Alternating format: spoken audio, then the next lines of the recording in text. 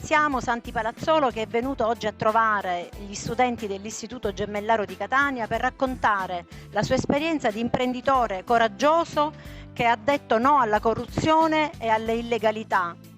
Ci ha fatto molto piacere perché noi da 3 anni abbiamo intrapreso un percorso di educazione alla legalità con i ragazzi che si basa essenzialmente sulla parola. La parola intesa come la volontà di dire no alla mafia, alla corruzione e alle illegalità.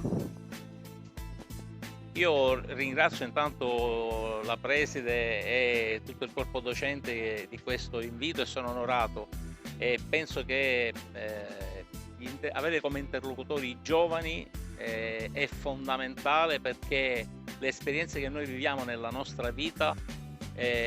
sia quelle positive che chiaramente soprattutto anche quelle negative,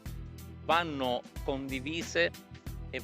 devono essere di stimolo perché i giovani possano far fede su quello che sono gli esempi di cui hanno bisogno. La scuola è la sede, è il luogo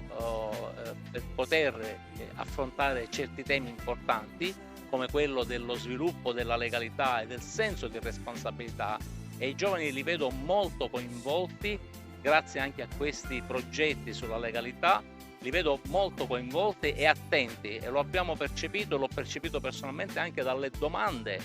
che i ragazzi hanno fatto, domande importanti, e ogni tanto mi hanno trovato anche in difficoltà di rispondere perché la risposta non può essere semplice, ma deve essere anche un momento di riflessione per loro.